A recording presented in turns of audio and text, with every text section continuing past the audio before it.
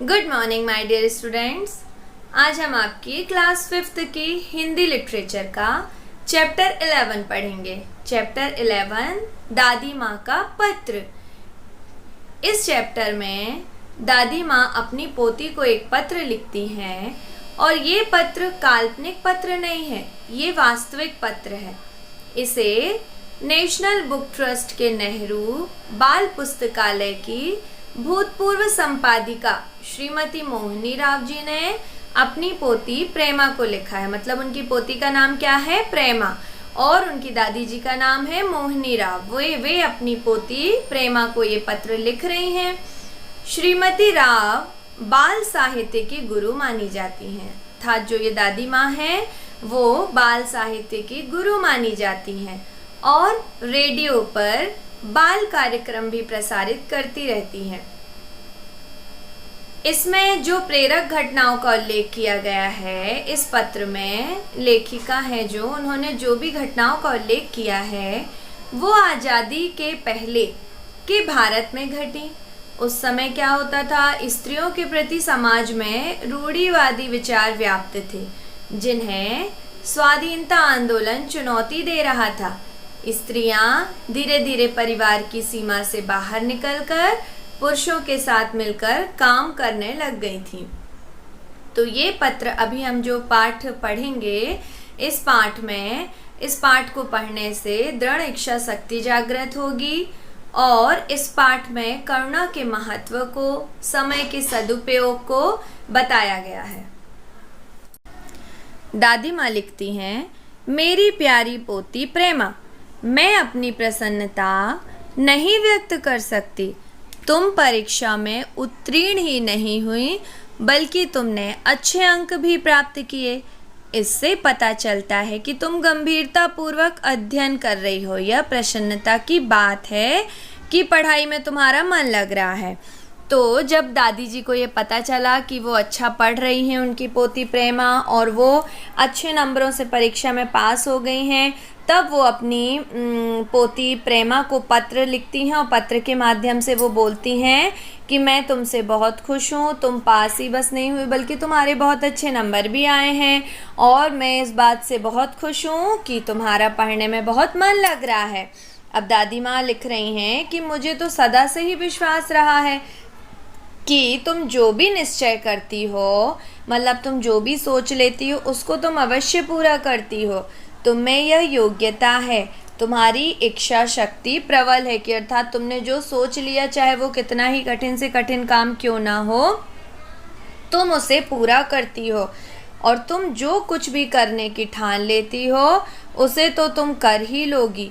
यदि कुछ गलती हो जाती है तो लोग परिस्थितियों को दोष देते हैं, परंतु सच तो ये है कि ये परिस्थितियाँ लोगों द्वारा खुद ही बनाई गई होती हैं।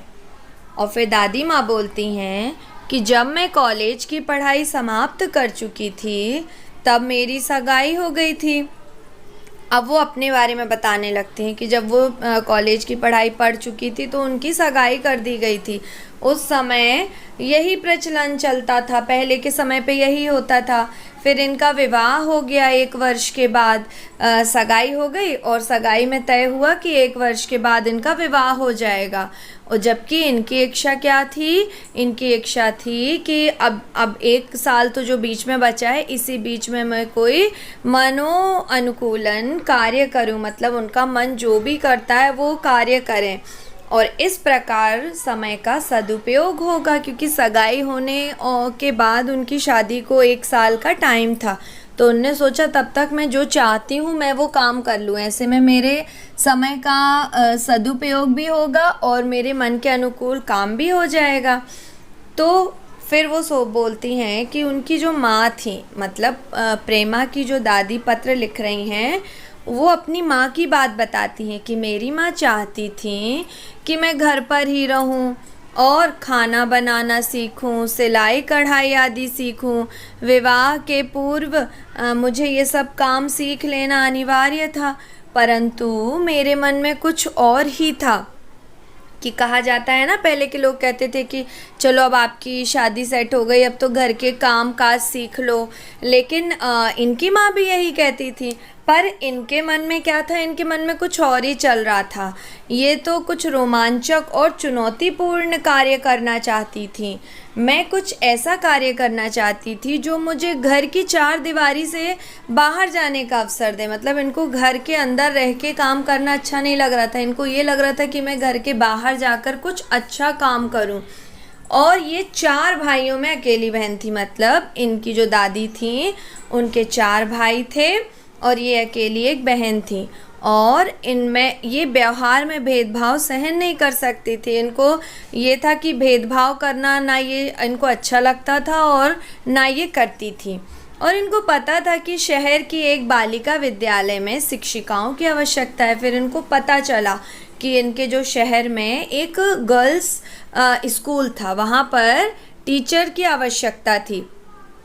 तो डरते डरते इनने क्या किया, अपने पापा से कहा कि मैं वहाँ नौकरी करना चाहती हूँ। मतलब जब उनकी इच्छा ऐसी देखी उनके पिताजी ने, तो पिताजी ने इनको स्वीकृति दे दी कि जैसे हमको कोई काम करना होता हम अपने घर में परमिशन मांगते हैं ना, तो इनने भी अपने पापा से परमिशन मांगी। और इनको डर लग रहा था क्योंकि इनकी शादी फिक्स हो चुकी थी, तो इनको ये लग रहा था कि सब मना कर देंगे।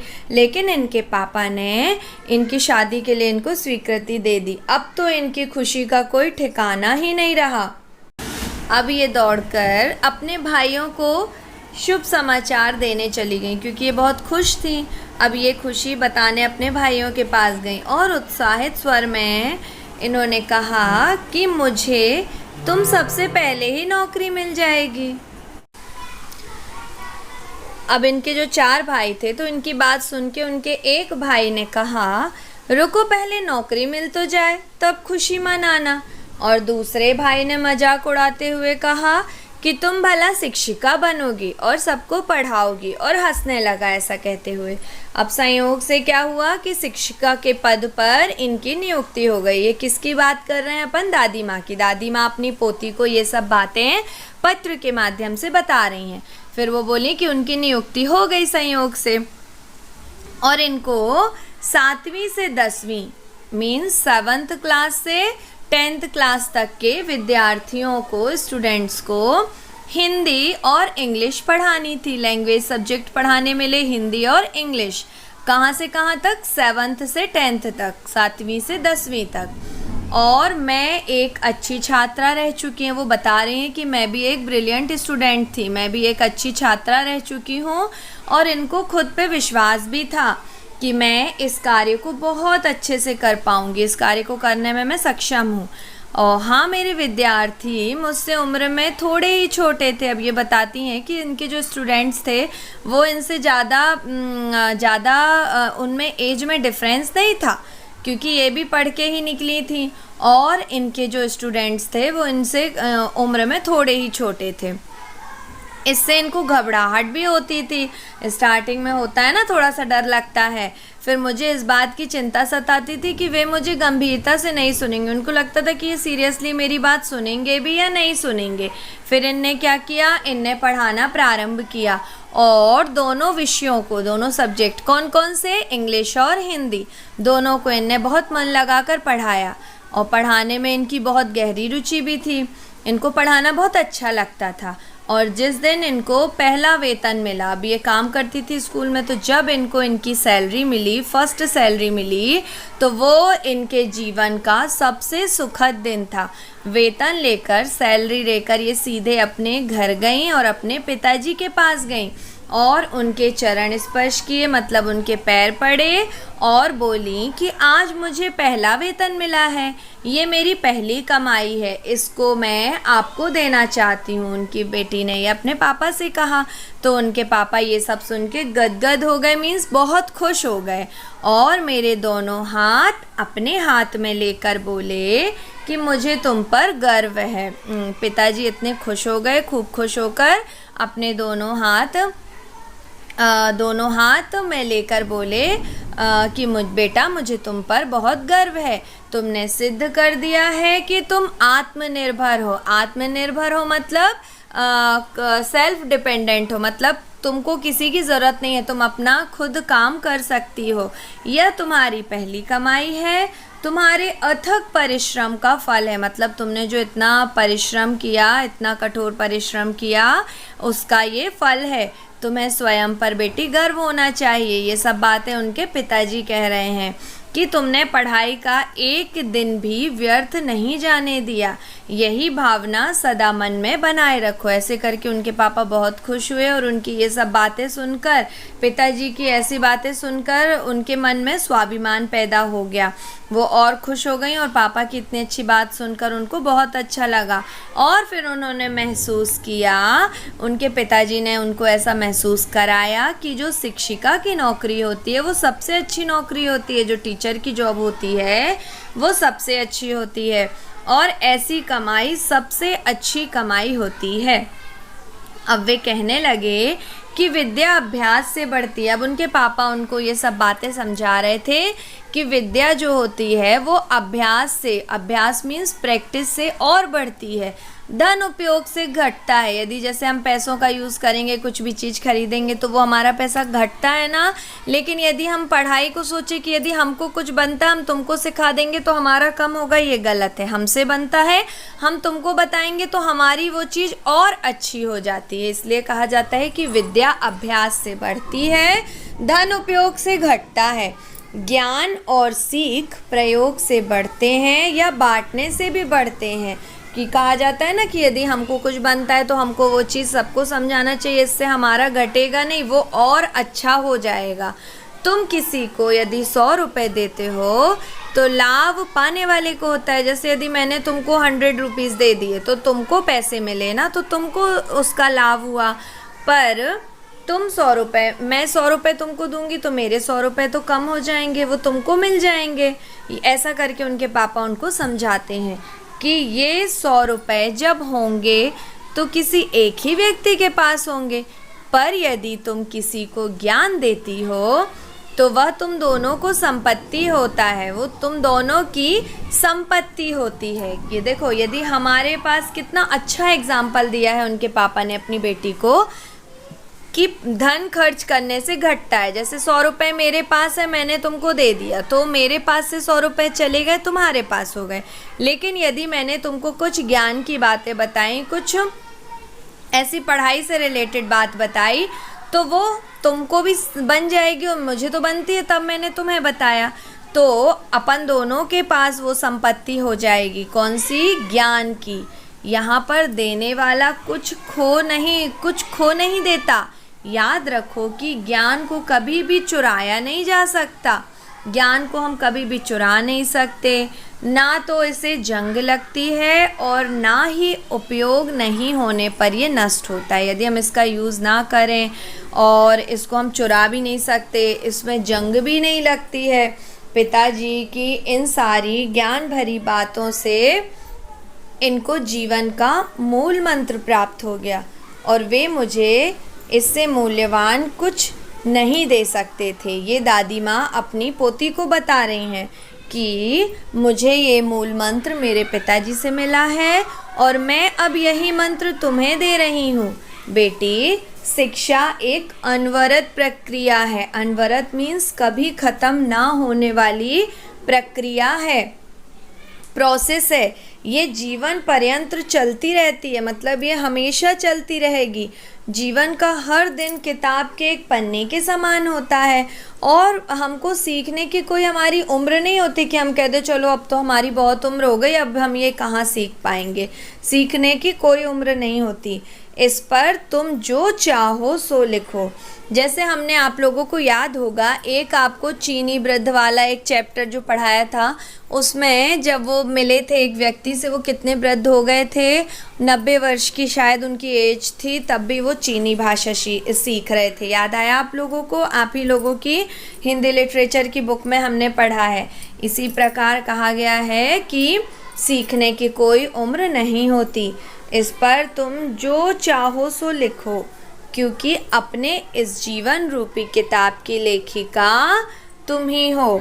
गांधी जी भी कहा करते थे। अब यहाँ पे एक गांधी जी की भी बहुत अच्छी बात बताई गई है कि गांधी जी कहा करते थे कि स्त्रियों को भी शिक्षित होना चाहिए, क्योंकि पुरुषों के शिक्षित होने का लाभ केवल उन्हीं को होता है। कि यदि जैसे घर में एक सिर्फ पुरुष हैं, वो बस शिक्षित हैं, तो उसका लाभ उन्हीं को बस मिलेगा, वो ही जॉब करने जाएंगे, है ना, वो ही कमा के लाएंगे, लाभ सिर्फ उनको मिल रहा है। पर यदि स्त्री शिक्षित हो जाए तो पूरा परिवार शिक्षित हो जाता है। ऐसा क्यों होता है? क्योंकि लेडी जो होती है वो यदि घर में शिक्षित है, एजुकेटेड है, तो उसी से बच्चे, घर के सभी लोग शिक्षित हो जाते हैं, क्योंकि वो घर में रह के सबको सिखाती भी हैं। तो गांधी जी का ये एक और मंत्र था। गांधी जी का एक और मंत्र था कि प्रत्येक व्यक्ति हर दूसरे व्यक्ति को पढ़ाए, जिसको बनता है वो दूसरे को बताए। पढ़ाने से उनका अभिप्राय सिर्फ कॉपी किताब लेके पढ़ाने या लिखाने से नहीं होता था।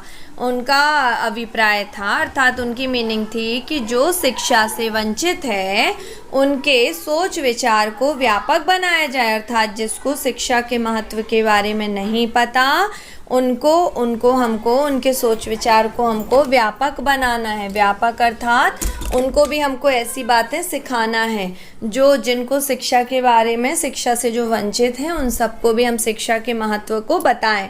बेटी, अपने ज्ञान को तुम दूसरों में बांटो, विशेषकर उन लोगों में जो पुस्तकों के अभाव में पढ़ लिख नहीं सकते। उन्हें शिक्षा से वंचित मत होने दो। अब वो दादी माँ अपनी पोती को कह रही हैं कि ध्यान दो, क्योंकि आप लोगों ने भी देखा होगा कि बहुत से ऐसे गरीब बच्चे होते हैं जिनके पास कॉपी बुक्स नहीं होती, वो पढ़ लिख नहीं पाते, शिक्षा से वंचित रह जाते हैं। तो ये दादी माँ बोल रही हैं अपनी पोती से कि तुम ऐसे लोगों को विशेषकर ध्यान दो, पढ़ाओ, जो शिक्षा से वंचित रहते हैं, जिनके पास कॉपी पुस्तक नहीं होती, उनको तुम शिक्षा से वंचित मत होने दो। कठोर परिश्रम का फल सदा अच्छा होता है। जो भी काम शुरू करो उसे सही ढंग से अंत तक करती जाओ। परिश्रम कम लगे या अधिक, काम मन लगा कर करना।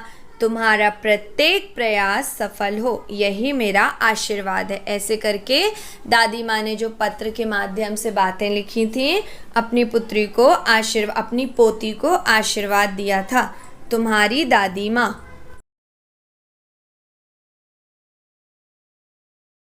मौखिक प्रश्न। पहला प्रश्न है, यह पत्र किसने किसको लिखा है?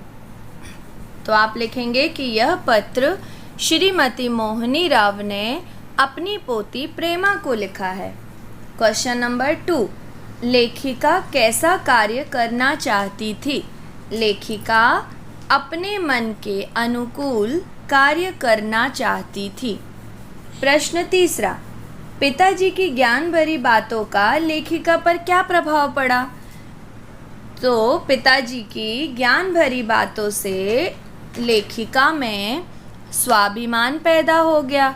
उसे लगा कि शिक्षिका की नौकरी सबसे अच्छी नौकरी है और ऐसी कमाई सबसे अच्छी कमाई है। लिखित प्रश्न।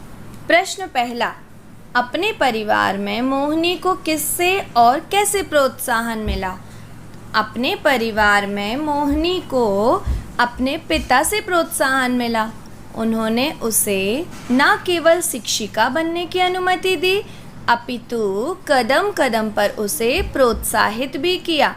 अच्छी अच्छी बातों से उसका मनोबल और आत्मविश्वास बढ़ाया। प्रश्न दूसरा, मुझे तुम पर गर्व है, मोहिनी के पिताजी ने किस प्रसंग में यह बात कही? तो कब कही थी? जब मोहिनी ने अपना पहला वेतन पिताजी को दिया था। तो इस आंसर को आप कैसे लिखेंगे कि जब मोहिनी ने अपना पहला वेतन पिताजी को दिया, तब मोहिनी के पिताजी ने मोहिनी से कहा कि मुझे तुम पर गर्व है। प्रश्न तीसरा, गांधी जी के विचार में स्त्री को भी क्यों शिक्षित होना चाहिए? इसके उत्तर में क्या लिखेंगे कि गांधी जी के विचार में स्त्रियों को इसीलिए शिक्षित होना चाहिए क्योंकि शिक्षित स्त्री हो जाए तो पूरा परिवार शिक्षित होता है, कि अर्थात यदि परिवार में स्त्री शिक्षित है तो उसका पूरा परिवार शिक्षित हो सकता है। ये किसने कहा था? गांधी जी ने कहा है। क्वेश्चन नंबर 4, मैं व्यवहार में भेदभाव सहन नहीं कर सकती। इन पंक्ति का आशय स्पष्ट करना है। तो इसका आशय है कि लेखिका और उसके भाइयों में कुछ बातों में जब भेदभाव होता था तो कुछ बातें ऐसी होती थी जिनकी स्वतंत्रता केवल लेखिका के भाइयों को ही प्राप्त थी, जैसे घर से बाहर जाना आदि। तो जब ऐसी कुछ बातें होती थी तभी लेखिका बताती हैं कि ये जो व्यवहार में भेदभाव होता है वो लेखिका को सहन नहीं होता।